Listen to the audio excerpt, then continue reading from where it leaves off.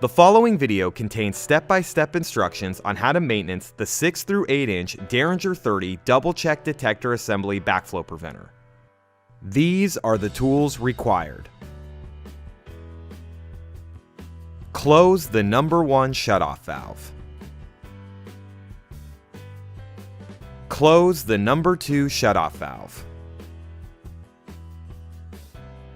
Open test cock number 4. Open bypass test cock number 2. Open test cock number 3. Open bypass test cock number 1. Open test cock number 2. Do not open test cock number 1.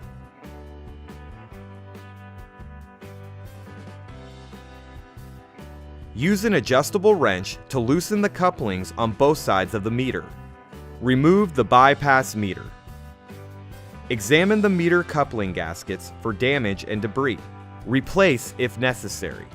Reinstall the meter and retighten the couplings with an adjustable wrench. Use an adjustable wrench to remove the check valve cover. Remove the spring from the valve body. Remove the check poppet from the valve body. Remove the seat assembly from the valve body. Examine the check cover O-ring for damage and debris. Replace if necessary. Examine the spring for damage. Examine the check seat for damage and debris. Examine the check seat O-ring for damage and debris. Replace if necessary. If debris is found on the check seal disc, the check may just be fouled. Debris can be cleaned off to make the check seal properly without having to replace the check seal disc. Use a rag and some water to clean the debris off of the check seal disc. Once the debris has been cleared from the check disc and no damage is present, the check can be reassembled and reinstalled into the valve body for testing.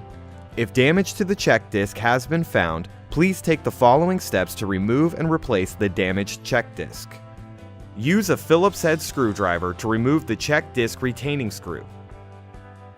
Remove the check disc retaining washer. Remove the check disc.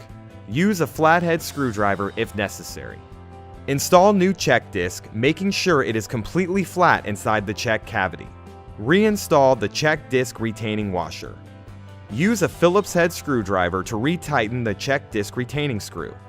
Reinsert the check seat assembly into the valve body. Reinsert the check poppet into the valve body. Reinsert the spring into the valve body. Reinstall the check cover onto the valve body. Use an adjustable wrench to retighten the check cover. Use a socket wrench to loosen the 8 cover bolts. Keep the tapered washers with the access cover bolts. Remove the valve access cover. Using a socket wrench, loosen the first check retaining bolt on both sides of the body until flush with the inside of the valve. Remove the first check from the valve body.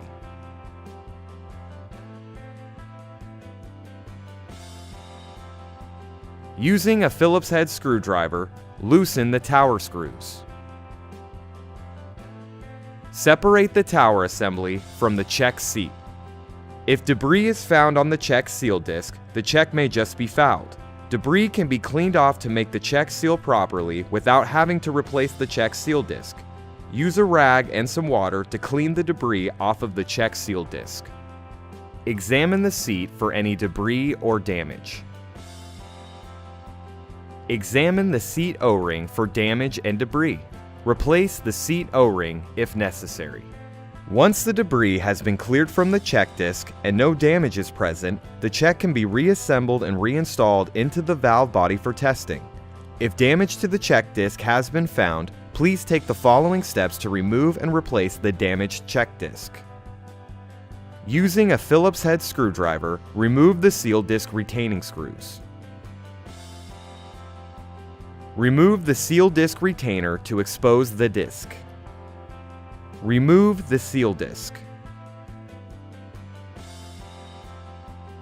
Install the new seal disc and make sure it is completely flat inside the check cavity.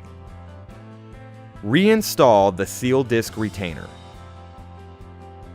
Using a Phillips head screwdriver, reinstall the seal disc retaining screws. Reattach the tower assembly to the first check seat. Make sure the tower assembly is in the proper orientation before tightening down the tower screws. Make sure the check seat protrusions are at the top side of the check. Make sure the check spring arms and the tower bosses on the tower assembly are facing upwards to allow the check to swing open downwards during operation. Using a Phillips head screwdriver, retighten the tower screws. To remove the second check, use a socket wrench to loosen the check retaining bolts on both sides of the body until flush with the inside of the valve. Use a flathead screwdriver to gently remove the second check from the valve body.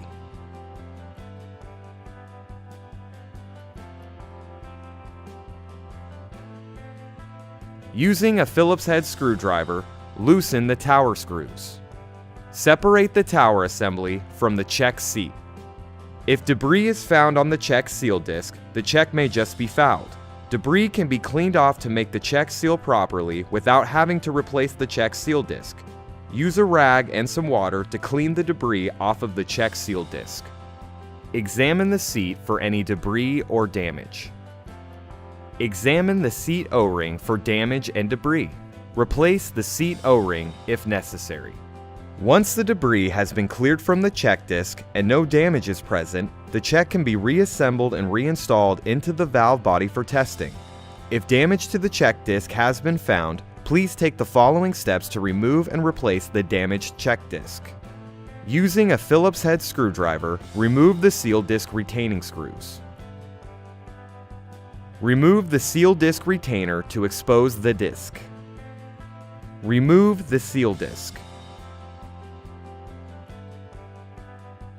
Install the new seal disc and make sure it is completely flat inside the check cavity. Reinstall the seal disc retainer. Using a Phillips head screwdriver, reinstall the seal disc retaining screws. Reattach the tower assembly to the second check seat. Make sure the tower assembly is in the proper orientation before tightening down the tower screws. Make sure the check seat protrusions are at the top side of the check. Make sure the check spring arms and the tower bosses on the tower assembly are facing downwards to allow the check to swing open upwards during operation. Using a Phillips head screwdriver, retighten the tower screws. Reinstall the second check into the valve body. Make sure the O-ring seals properly to the surface. Retighten the second check retaining bolts on both sides of the body. Make sure the check retaining bolts don't bind against the check. Install the first check into the valve body. Make sure the O-ring seals properly to the surface. Retighten the first check retaining bolts on both sides of the body. Make sure the check retaining bolts don't bind against the check. Examine the access cover O-ring for damage or debris. Replace the O-ring if necessary. Place the access cover onto the valve body. Install the tapered washers onto the access cover bolts.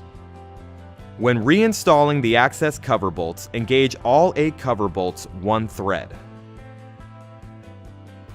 Hand tighten all 8 cover bolts.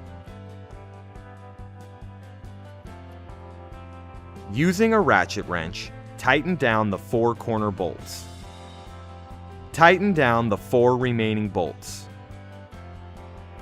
Slightly open the number 1 shutoff valve. Close the number 2 test cock. Close bypass test cock number 1.